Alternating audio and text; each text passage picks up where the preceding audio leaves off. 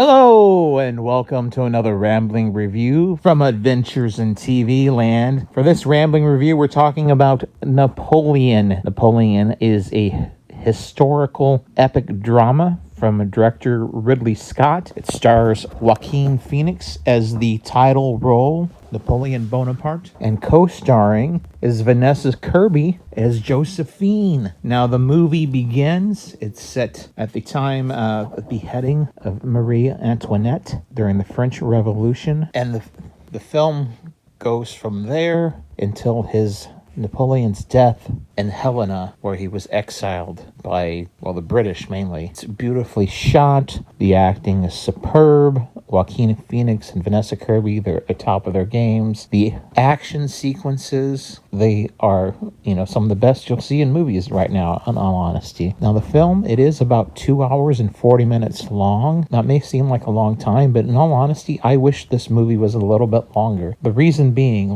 the battle sequences, there's only 3 battles in the movie that are seen. I would have loved to see more battles. At the end of the movie, it talks about Napoleon had been in, I think, 61 battles. I think that's what it says at the end of the movie. That's maybe a little bit debatable. I mean, if he's in command at 61, in 61 battles, or if it was 58 or 57 or 64 or whatever. But anyway, it would have been nice to have seen a few more of those. Napoleon is still considered one of the most strategic and greatest military leaders of all time. His warfare techniques are still studied around the world by generals and in military schools. Even though he has been dead he's been dead for over 200 years, he still is one of the most influential military leaders ever. Very few can compare to Napoleon historically. The movie is very much more so of a love story than it is about just Napoleon himself. They could have called this Napoleon and Josephine, even though it does focus a little bit more on Napoleon. It involves a great deal of their relationship. That's a big part of the film as well. Before watching this film, I did not know a ton about Napoleon. I've done a little bit of research after watching the movie. I want to do a lot more. I enjoyed the movie overall. At the same time, I was just slightly disappointed because even though the film is grounded, it kind of makes fun of Napoleon in some ways, honestly. It makes him seem to be buffoonish. There are instances where he didn't know what he was doing, or he was too nervous about something,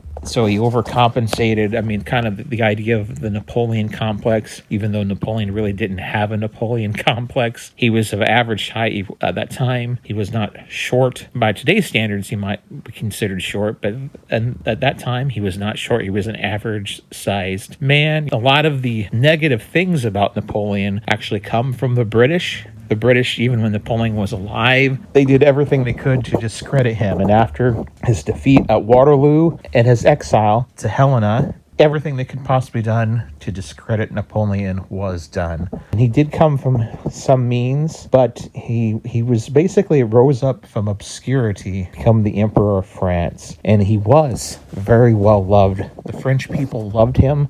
Not all of them. There was parts of the aristocracy that did not like him, the French aristocracy. Other segments of the French society that didn't like Napoleon. But overall, he was extremely well loved. He united the country of France in a time when it was in complete turmoil. He made France a power again, a major world power. The British, of course, did not like that. The British and French were bitter rivals, bitter enemies for centuries. It really wasn't until World War I, and actually until World War II, that rivalry dissipated due to other factors. Napoleon made France great, and the people loved him for that. He also set the stage for the modern world through his actions. You can look up yourself. The movie doesn't go into it very much detail, and that's kind of why it would have been nice to have seen more battles. It would have been nice to see a little more about exactly why so many other countries despised Napoleon. On his deathbed, the last words